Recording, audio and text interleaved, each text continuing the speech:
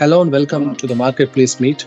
I am Vinod Kumar, CEO of Icon, a software services company that has proudly serviced many successful entrepreneurs, especially marketplace entrepreneurs. So, in this show, what we're going to do is that we're going to walk you through their journey, starting from ideation till the production, right? So, similar to last episode, we have one of the entrepreneur with us who has successfully bridged the gap between industry and academia with her marketplace solution named Skillhouse. Let's welcome her. Skillhouse is an online learning and teaching marketplace platform catering to students and professionals. Anybody with expertise in specific technology can build and publish the trainings. Courses and trainers' ability is thoroughly vetted by admin before the house is published for students to book. People who want to consume the knowledge can buy the courses on Skillhouse and get trained by the course providers. Courses are conducted online and real-time video platform, so students can interact, collaborate on learning. The courses always go with hands-on practice, and assignment, review of tasks all happen within platform itself. Hi, Daphne. This is Vinod. I hope you are doing good. So, what we're going to do is that I have went through your video, especially your solution that we have built for you as part of our Icon services, the Skillhouse Marketplace. And though we have gone through the video, I just wanted to brief about the solution that you had built for the customers. The marketplace solution that you have built has got, correct me if I'm wrong, that got two users base. One is the industry, another one is the academia. Yes. So from the academia, the students are going to subscribe, whereas as part of industry, uh, the industry leaders are going to come to the marketplace and then list their services, especially the internship and workshops, talks, courses, etc. That is what they're going to list in your marketplace solution. Whereas students from academia or various engineering colleges or management colleges are going to come and then subscribe to those internships, courses, talks, and then other uh, workshops as well. So this is a wonderful thought process, right? Especially where you want to bridge the gap between industry and academia. This is a hot topic that has been discussed in various forums. So you have come up with this solution. How did you get this idea? So what is your thought process? What was your thought process before you started with this marketplace solution? So first of all, I would like to thank you for having me here. It's exciting to share the journey of Skill House with our viewers. And the Skill House was born with a simple observation. There is always a gap between what students learn in the academia and the skills that industry requires. And our vision is to bridge this gap by providing them with a platform through our courses, internship, talks, and workshops.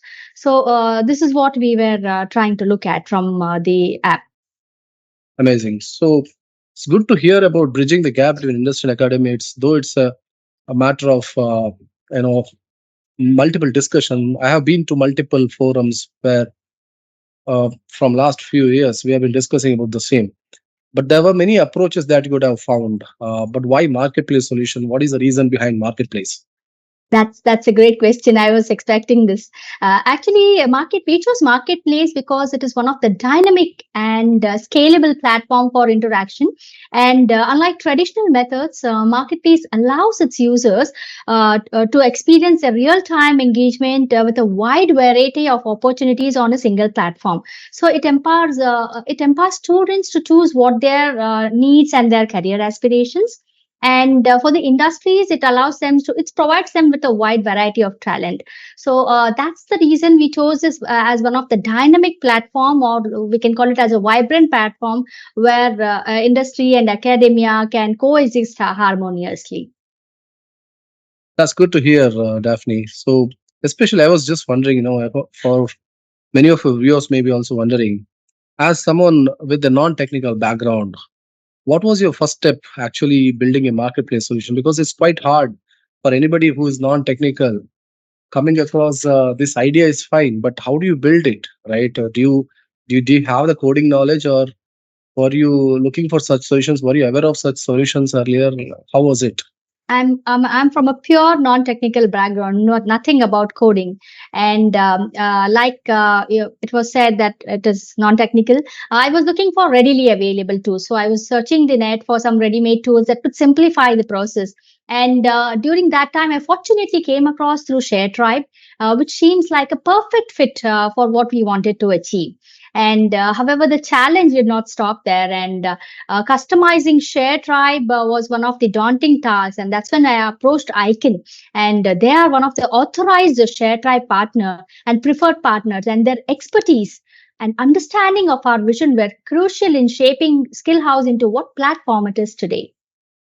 So, Bob, thanks for choosing us. In fact, I was there when the initial discussion happened where you came up with that idea. And then we felt very happy to serve education industry, especially it's not just about simple project, but it's also about the cost. It is serving the tech, ultimately education industry. So I was even talking to my CTO, after building this entire solution and then handing over to you back.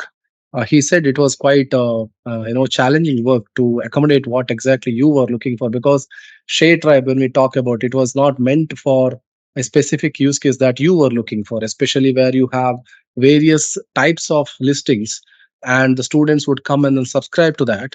Where the very important thing that would change is that based on the type of the listing, the attributes will change. For example, if the industry person needs to come and then create a new workshop, the attributes that he may need to fill compared to listing a new course would be always completely different. To accommodate this, technically it was challenging is what I heard from CTO. Fortunately, we have with them, we have him with us, so I'm going to let him speak as well. So, hi Naveen, welcome to the show. So, I was talking to Daphne about the discussion that we were having the other day. Especially technically implementing the requirement that Daphne had given to us was quite challenging. And you were mentioning that the attributes would change based on the type of the request or the listing that any industry person would choose, right? When they would like to list the course, the attribute that they need to fill will be completely different than the attributes they need to fill for listing a workshop. And especially the crucial aspects of time slots, multiple slot implementation, all these things were quite difficult.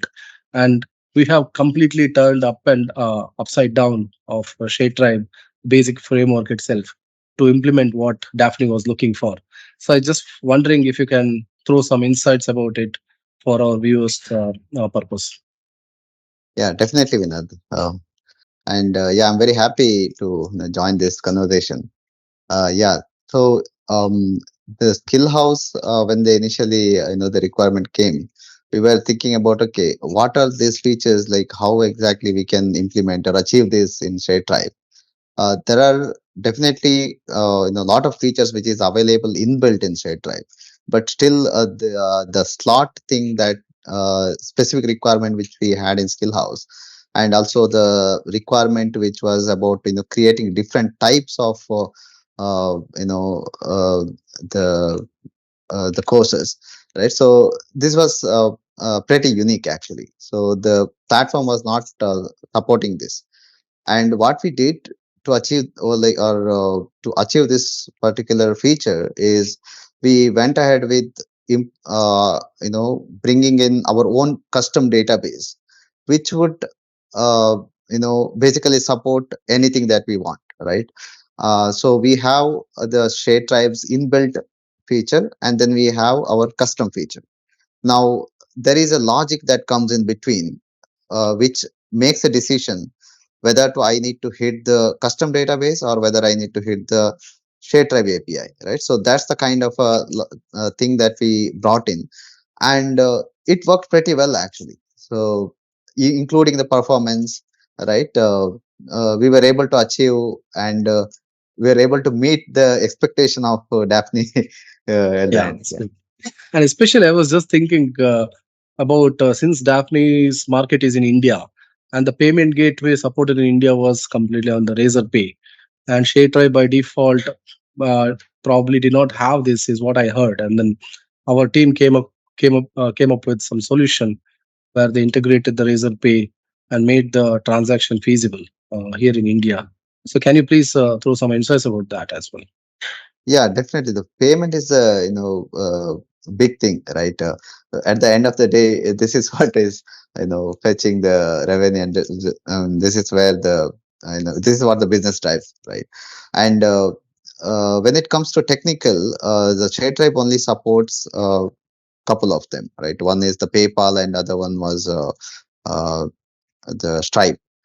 So, but in India, though the PayPal supports, most of them prefer UPI transactions. So it's we definitely wanted a provider which basically supports the UPI, the NEFT, and all the Indian way of making the payments, right? So and Razorpay is something which supports almost all these payments, and they provide pretty good APIs using which, as a developer, as a technical team, it's very easy to integrate their stuff.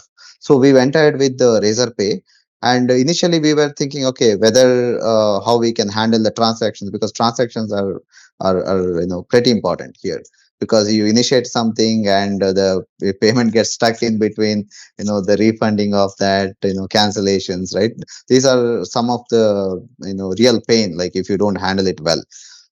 And fortunately, we had especially the Razorpay has explored really good set of APIs using which we are able to integrate it well, and even the kind of APIs that ShareTribe has provided, it enabled us to do that integration in a pretty decent and nice way, and it worked pretty well. Superb. So ultimately, we achieved what exactly she was looking for, and that was a good part, Daphne. And then I have the last question to Daphne. Very important. Though we had built everything is fine, the production is fine, but it is up to you. How do you market it? So, what is the strategy behind the marketing? What are you thinking about marketing and then approaching the students, especially colleges as well as industries? So, you have two customers now. It's not just one. You need to approach both of them. So, how do you do that? The marketing strategies that we had used is I use social media as one of the primary platform to promote our product. And personally, I visited all the colleges of the nearby community that we have, and we also visited companies to promote our product. So these are the marketing strategies that I have done here. Excellent. So, that's a good insight. I wish you all the best for your Thank you very much. new launch to product. I hope you find success.